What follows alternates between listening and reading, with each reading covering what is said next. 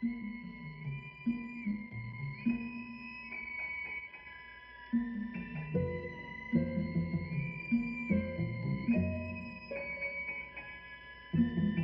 is it you?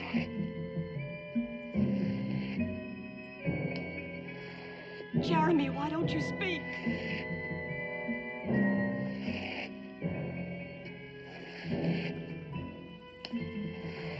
Jeremy, in God's name, speak!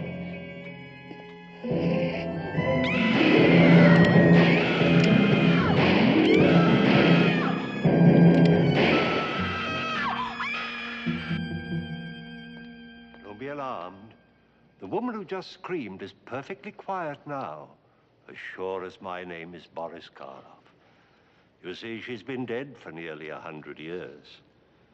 Her bed is empty, and whatever it was that frightened her so seems to be gone. Seems to be. But I can tell you this much. That bed won't be empty much longer, and other screams will soon be heard. Whose? Perhaps yours, or those who will join us here.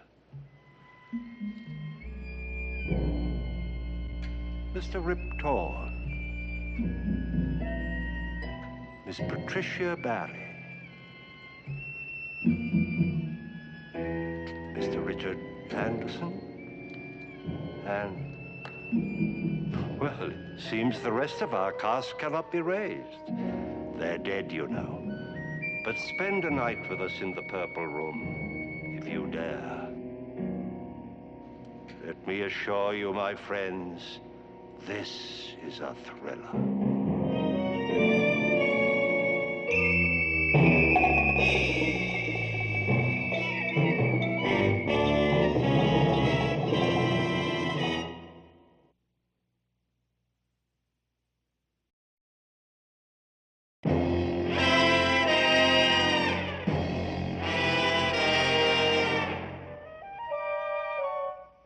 In willing the house to you, dear brother, I am hopeful that you will fall under the spell of it, as I did when first I saw it and knew I must possess it.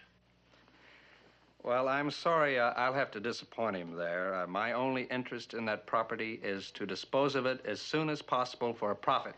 You haven't heard the terms.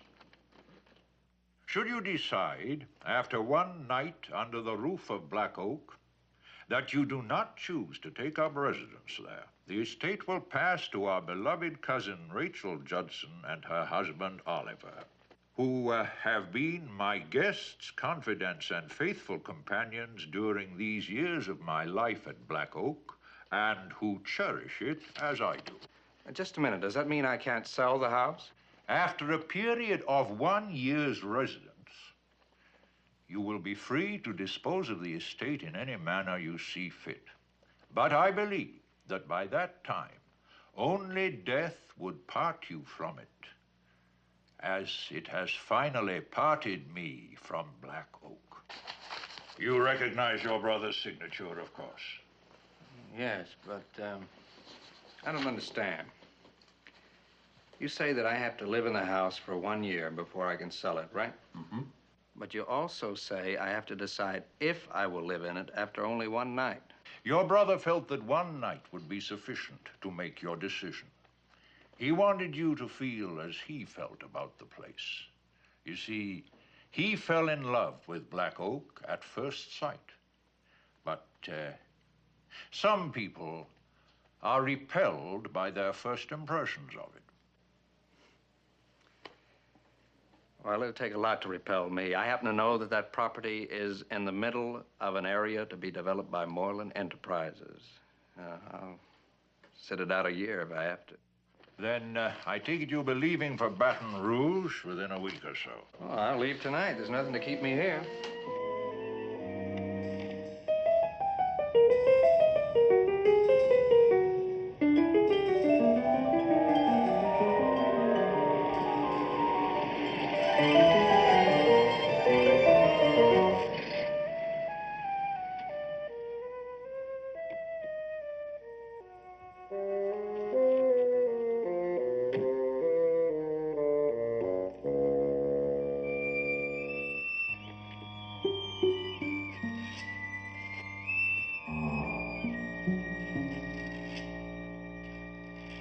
Well, do you like it, Duncan? Well, I'm sorry to disappoint you, Cousin Rachel, but yes, I like it very much. Then it's all that you expected, eh? Exactly. I must admit that you two come as a pleasant surprise. I don't know what I was expecting. Something out of Charles Adams, I guess. Well, we'll accept that as a compliment, but wherever did you get that impression? Well, when Everett bought the house, he described it to me in a letter, and then later he wrote me that you two were staying here, and I suppose I simply extended the description of the house to include you. Well, we're not quite that old. I'll get the bags. Unless, of course, you'll change your mind and spend the Oh, night. no, I'm here. I might as well get it over with. You make it sound as if you think it's going to be an ordeal. Well, now, let's be honest, Cousin Rachel. You know, those stories you were telling me down from the station weren't exactly meant to reassure me. Oh, come now, Duncan. Well, look, all of that is part of the fun of having an old house. It's history, it's secrets, all those ghosts. You inherit those with the house. I mean, of course, neither one of you would have any idea of attempting to scare me out before the morning. Well, now, why would we do a thing like that? Well, Oliver, I just happen to have a nasty mind, and I can't help remembering that if I decide not to stay here, that the place will belong to you.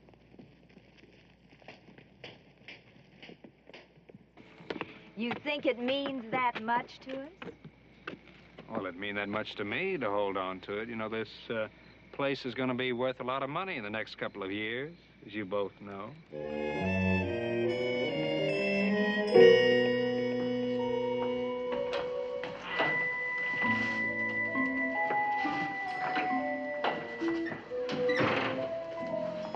If you'd given us a bit more notice, we would have had the electricity turned on. Uh-huh. Oh, you don't believe us? I suppose you think we arranged it this way to make things a little more difficult for you. Well, Oliver, I'm certain I'd do the same thing if I were in your position. Oh, my, you do have a nasty mind. Why, Duncan. thank you, Rachel. Well, it doesn't matter. I can explore this place in the morning. All I need now is a room. This way. We closed the house after Everett's death. I'm afraid the only bed that's made up is in the purple room. Of course, you wouldn't like that one. Oh, is that a challenge? The purple room, by all means. Duncan, there's nothing that you have to prove here. It's very easy to change the bedding from one room to the other. Well, listen, I don't want to put you to any trouble, and I'm certain it'd be much more difficult for you if I didn't stay in the purple room.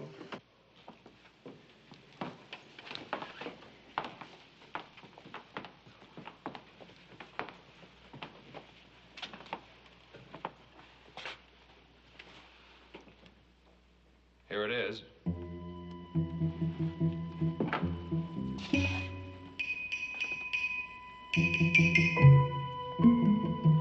Welcome home. After you.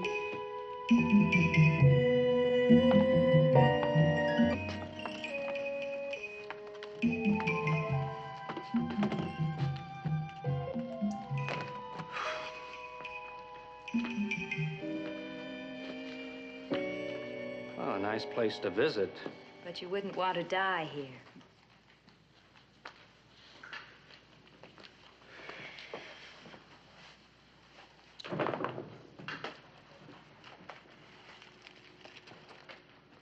Will you hold that just a moment? Oh, sure. I still don't have any matches. Oh, perhaps you'd like to borrow my lighter. Oh, no, the can will be fine until I go to bed, and then, well, I never smoke before breakfast, and I never sleep with the lights on. You mean you're actually going to sleep here? Well, if you don't keep me awake. Well, we told you we can't spend the night. Oh, yes, that's right. You did tell me that, didn't you? Will you excuse me just a moment, please?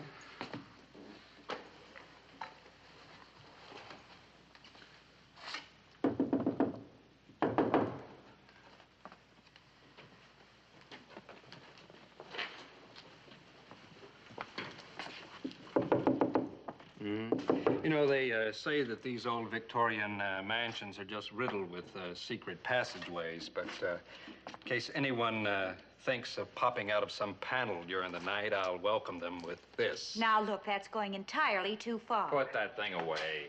Well, I think it's only fair that any ghost within sound of my voice should be advised of my intention.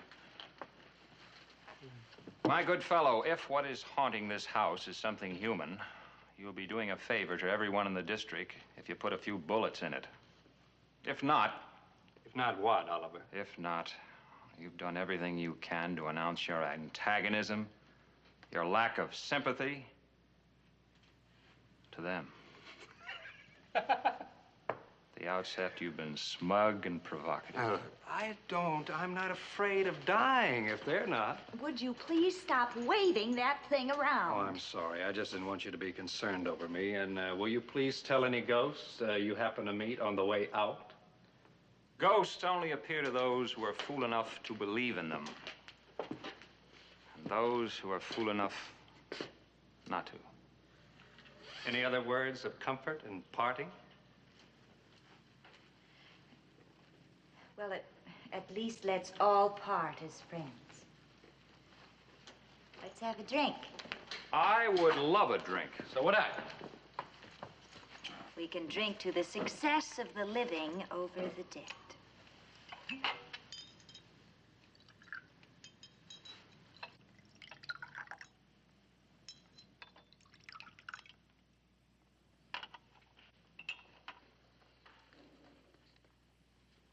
Duncan? Oliver? Cheers. Just a moment. If you don't mind, let's exchange glasses. You think we were trying to drug you? Well, I just can't help judging others by myself, and I'm sure if I were you that I'd slip something in the drink to slow the reflexes and stimulate the imagination. Come on, Oliver. Humor him. Now?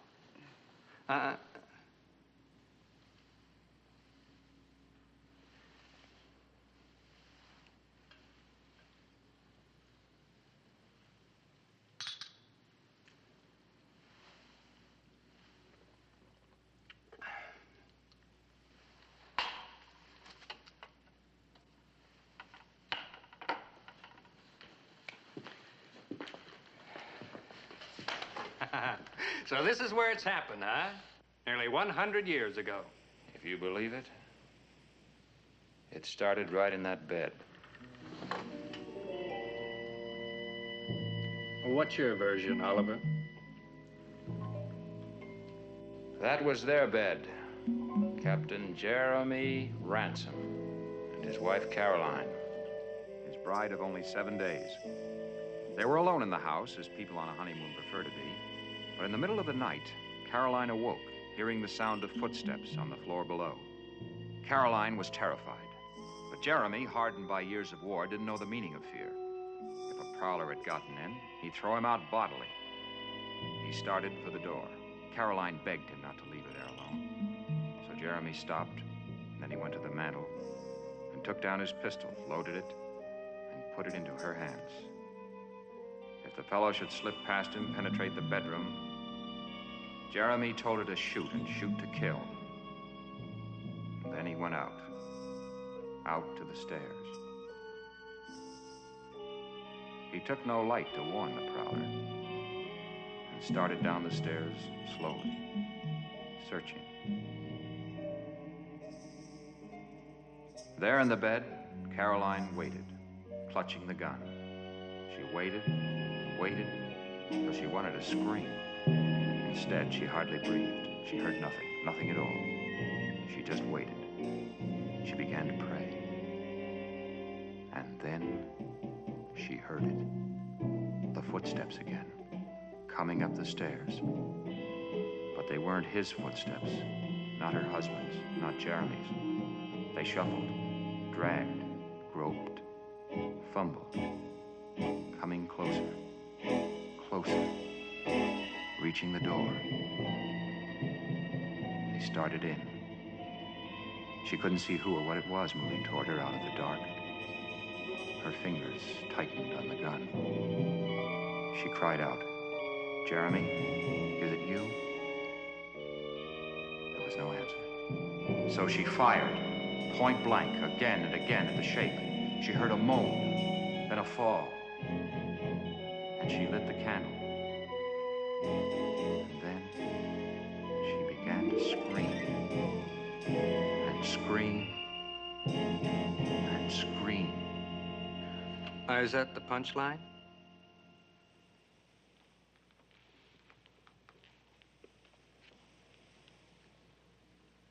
When the servants found them, Caroline was raving mad. Jeremy was lying in a pool of blood at the foot of the bed, a knife buried in his chest. He had been stabbed by the prowler. And then he forced his way up those stairs, step by step, unable to speak, more dead than alive, to get help from Caroline. Instead, his bride had shot him dead.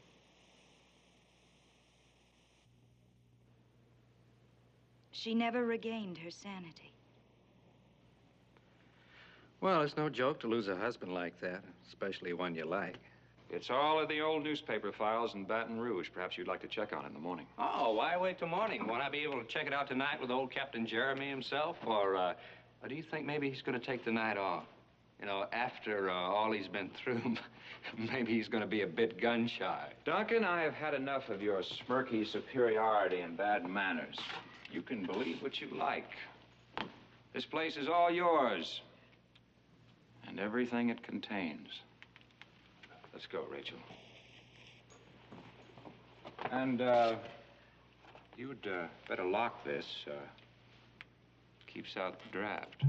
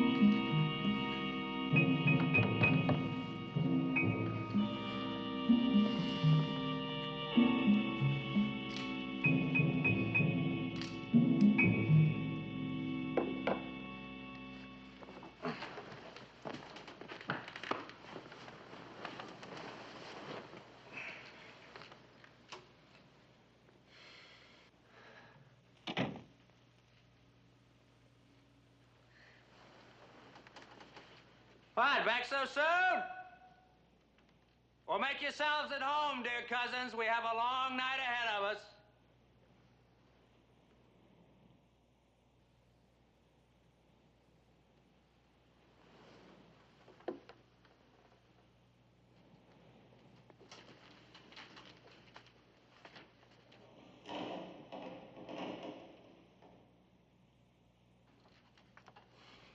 Now, what would brave Captain Jeremy have done, huh? Oh, yes, started down the stairs to investigate? Well, not me. I've had a long trip. I'm going to get some sleep. I'm sorry. You hear me? Listen, why don't you just give it up and forget it? I'm going to be here for the night. Oh, come on, knock it off. That sort of thing went out with bustles and buggy whips.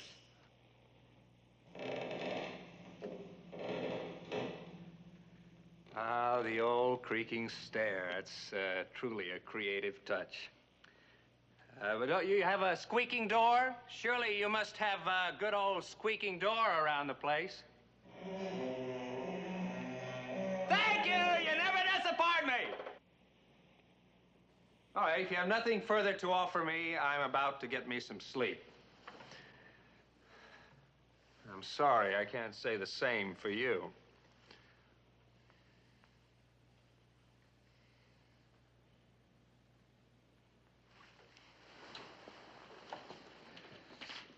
First, one little more nightcap. Sure you won't join me? No? Pity.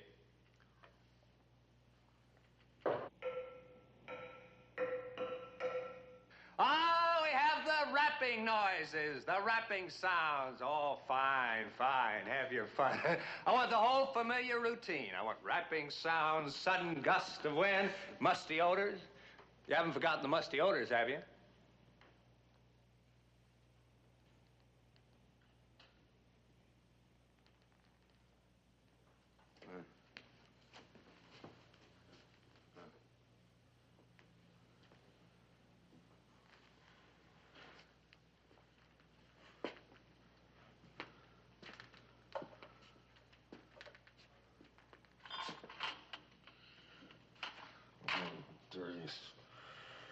Yeah, you did put something in that drink, didn't you?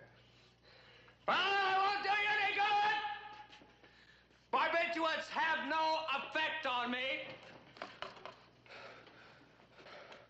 No effect at all.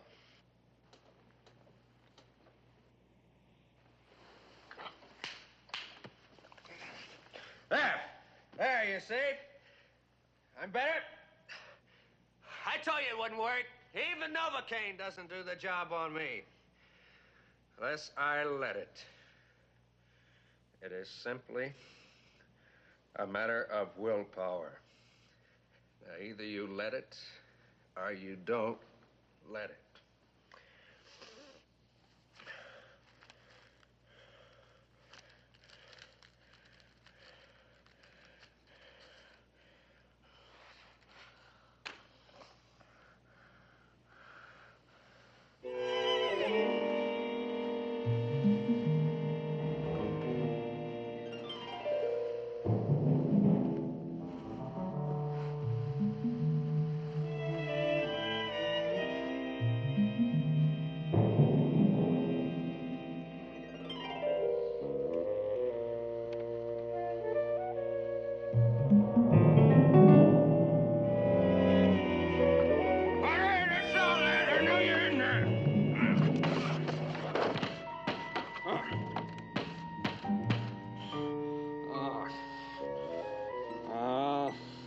That was a cheap trick.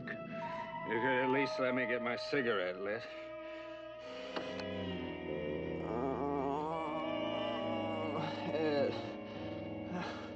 Why the devil you put in a drink, huh? I warn you! Too many people know where I am. Too many people. Anything happens to me, you'll be the first. You'll be the first I suspect.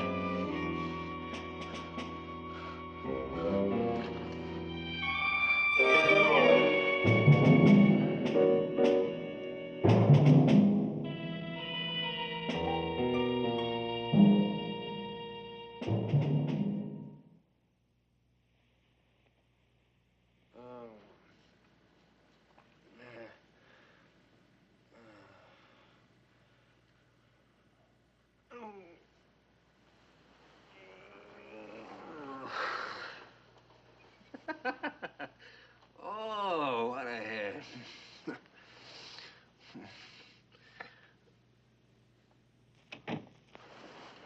All right, I came out of it just in time.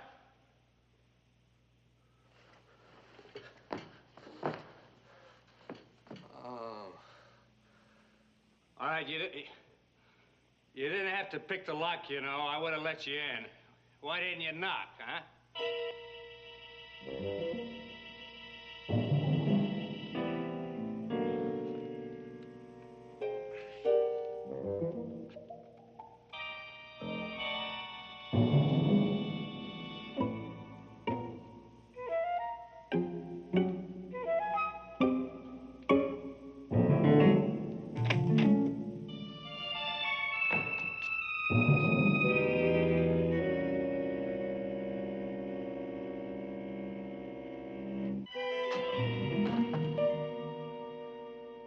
Hey, you hear me?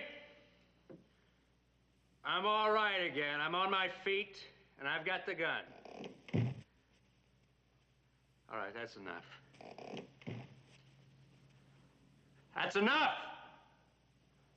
You hear me?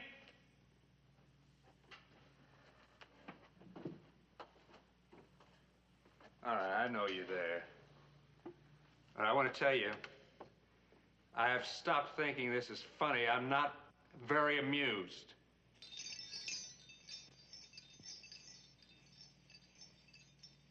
Oliver?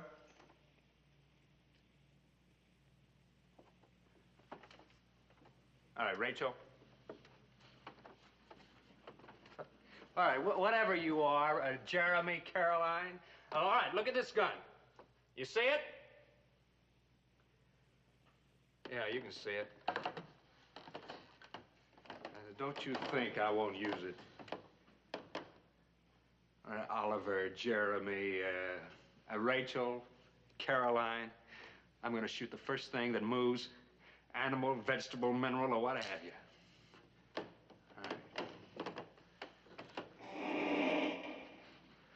All right.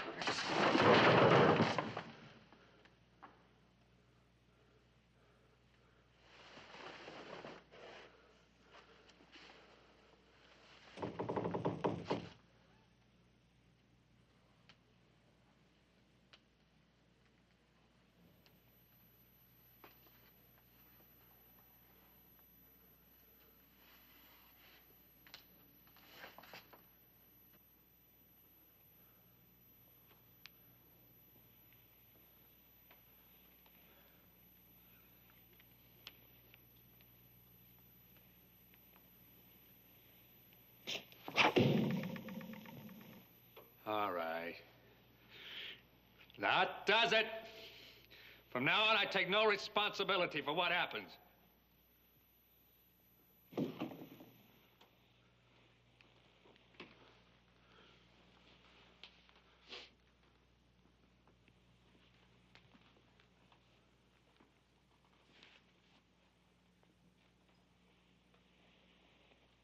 All right, I hear you.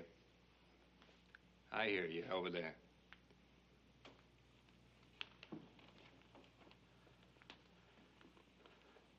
Now, look. Hey, I don't want to shoot you, but you're pushing this too far.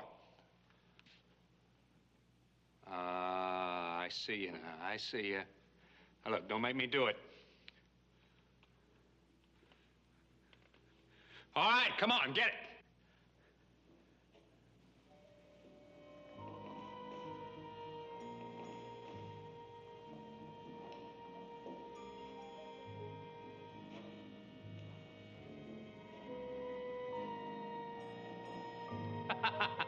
Oh, give me credit. I figured you right, didn't I, Oliver? Why, it is Cousin Oliver, isn't it? Well, of course it has to be. I mean, Rachel wouldn't be caught dead in that nightgown. What is that? A knife in your chest? Huh? That's very clever. That's a very clever idea for a tie pin. I might merchandise that.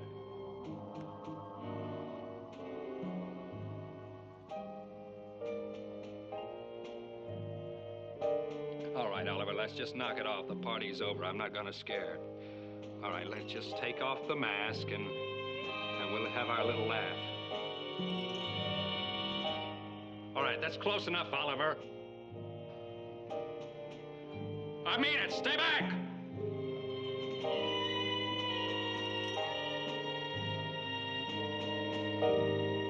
Rachel, call him off. Listen, if you're here, listen, use your head. I'm not afraid of your comic opera ghost, but I am afraid I'm going to have to kill him. I'll kill him.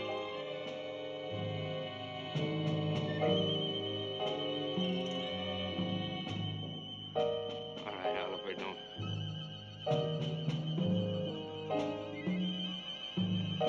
Look, Oliver. Jeremy. No, stop it. I mean what I say. Look. If you think I'm gonna let you put those hands on me, you just... All right, what do you got there? Some kind of glove? Oh, stop it. Please, stop it. All right, stop it!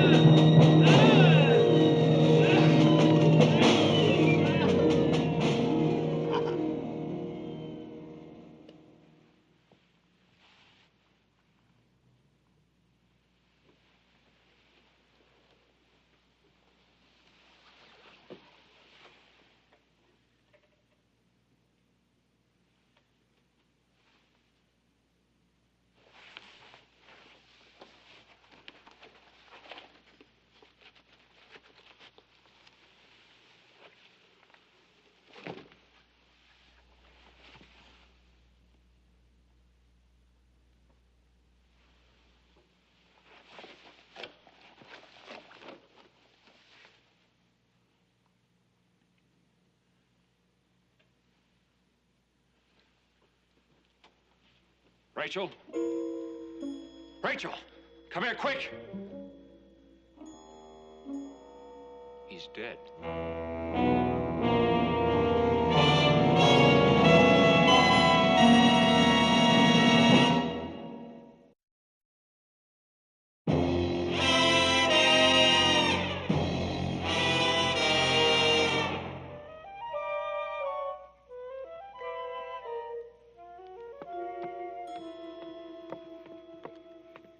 His cigarettes. I'll bet you forgot his cigarettes. I did not. I put them in his pocket. You never give me credit for anything. There's one thing I'll give you credit for. The whole idea. Such an obvious, childish, transparent stunt. Well, even Duncan saw straight through it before it even got off the ground. Oh, yes? Well, if he was so smart, why did he have a heart attack? Why didn't you tell us you had a weak heart? He didn't know. Don't talk to him like that. Gives me the creeps. No, don't put him in the luggage. I want him in the front seat. If you think I'm going to sit in the front seat with him sitting between us, It's not necessary for you to come along at all, you know. if you think I intend to stay in that house Listen. alone after what's happened, Would you stop this debate? I'm holding the heavy end.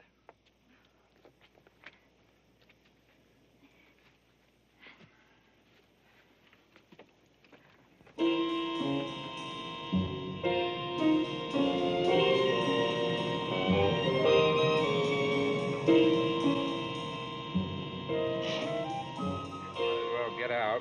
No need to get your feet wet.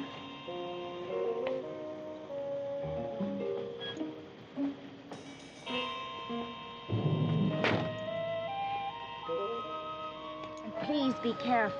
I don't want anything to happen to my car. Now, that's the quality I fell in love with. Tenderness.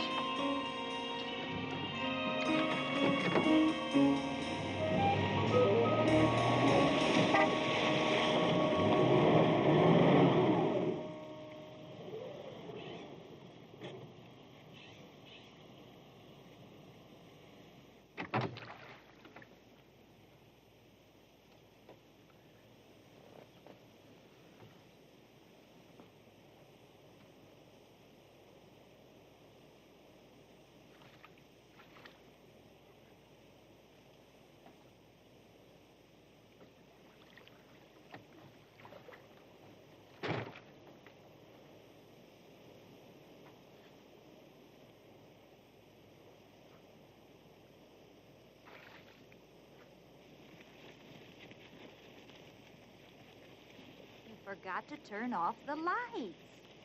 My dear girl, if a man has a heart attack while driving to Baton Rouge and runs off the road in a dead condition, he'd hardly consider turning off the lights just to keep your battery from running down.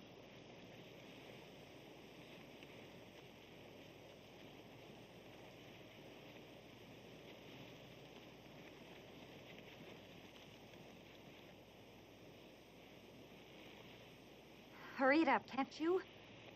I'm getting a chill. Well, I'll be getting double pneumonia if I don't get my feet dry. Oliver, What? Do we have to go back to that house tonight? Certainly, that's the whole idea. Now, we picked Duncan up at the station, drove him out to Black Rock. He took a look around, decided he wanted to stay at the hotel. We were tired, gave him the car, and we stayed on. I dare say we are committed to that story now. Right. It wouldn't do for us to be anywhere close to him when it happened. It might arouse suspicion. Suspicion? No, but you yourself said that we haven't committed any crime. Yes, but we profit by what's happened. If anybody would think that perhaps we might have deliberately scared him to death. Don't say such a thing. Don't even suggest it. I'm sorry, darling. I realize how delicate you are. Now, come on. If we go this way, we'll be home in 10 minutes. Oh. Oliver, What? I'd give up the whole thing right now. The property, the profit, all of it. If only I didn't have to spend another night in that house. What? After sticking with Everett all these years? I mean it, Oliver. I'm afraid to go back there. Darling, you are so wonderfully impractical. Next thing you know, you'll be believing it's haunted, too. It is. Now? Come on, before someone finds us here.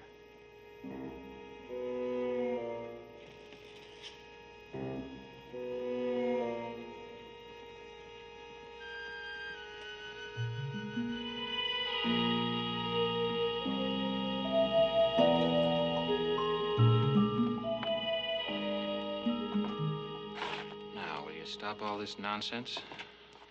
We know this house inside out.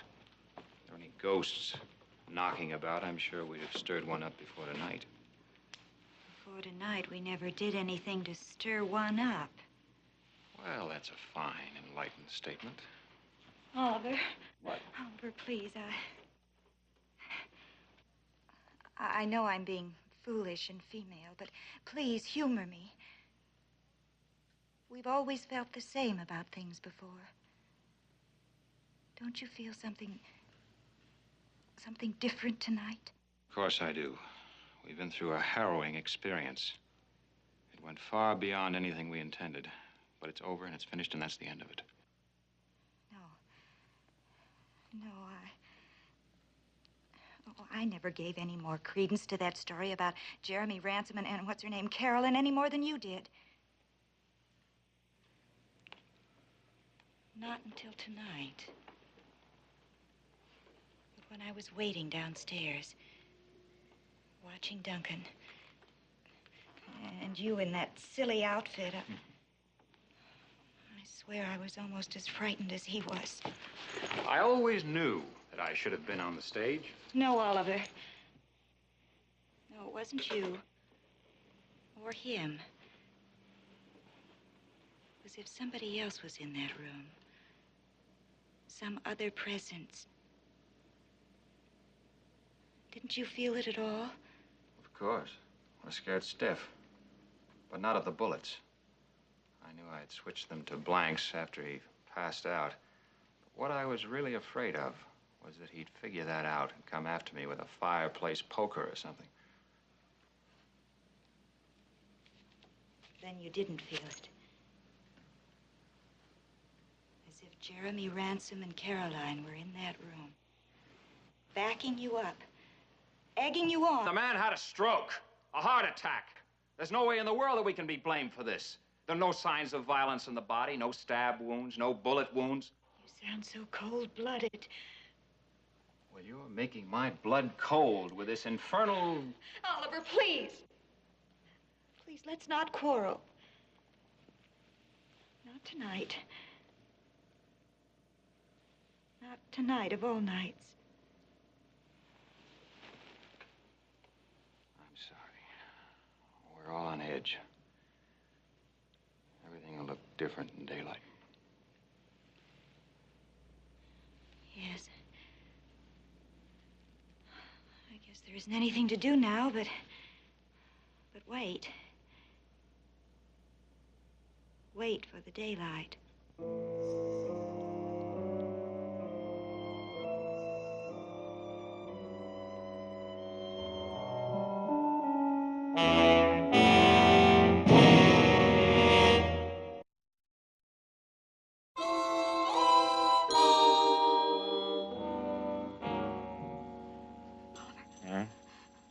Oliver, wake up. What? What? Huh? Wake up. Oh, Rachel, what now?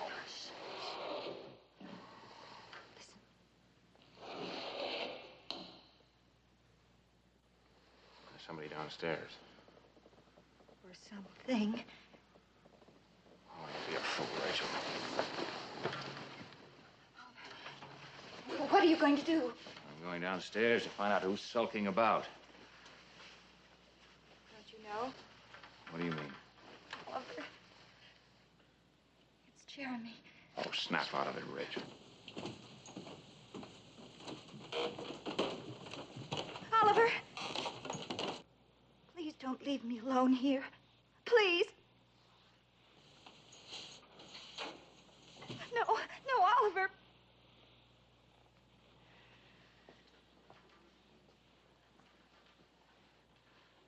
Now, you hold on to this. And remember, they're not blanks this time.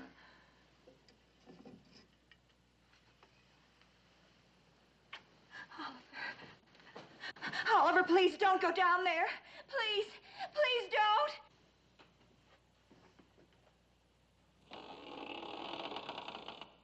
Who's there?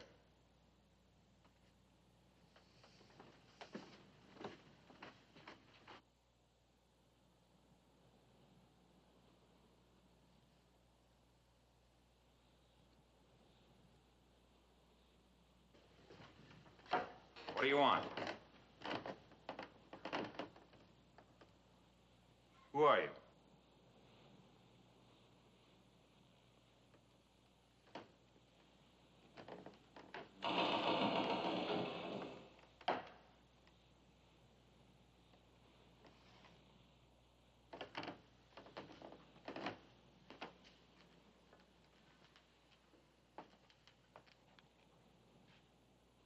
Now, I know there's someone in here.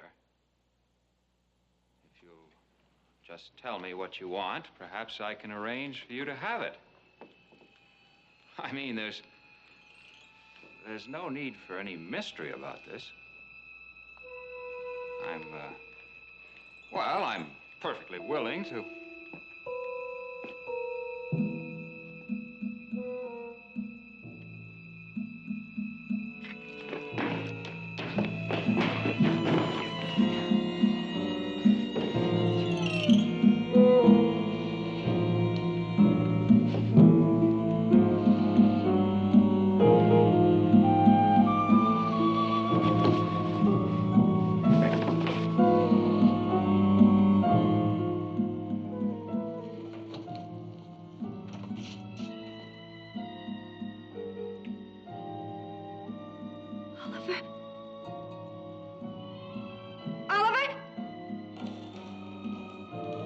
Oliver, is that you?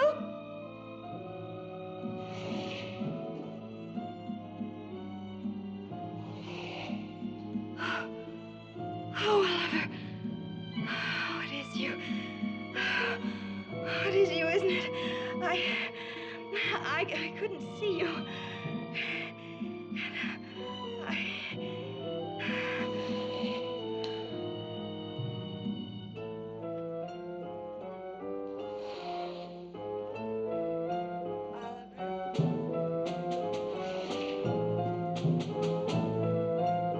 Oliver?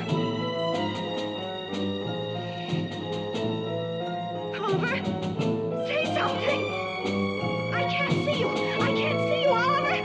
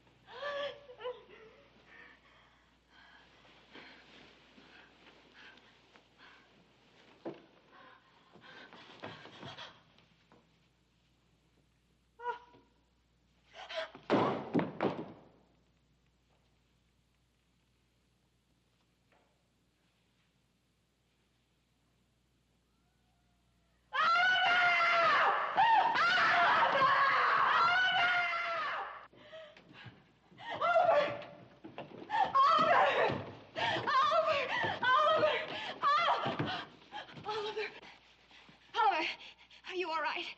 Are you all right? Yes.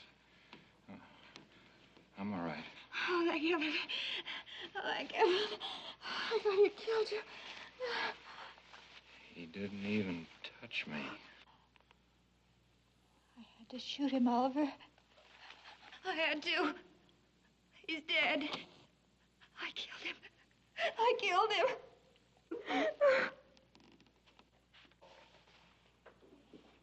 Judson? That you, Mr. Judson?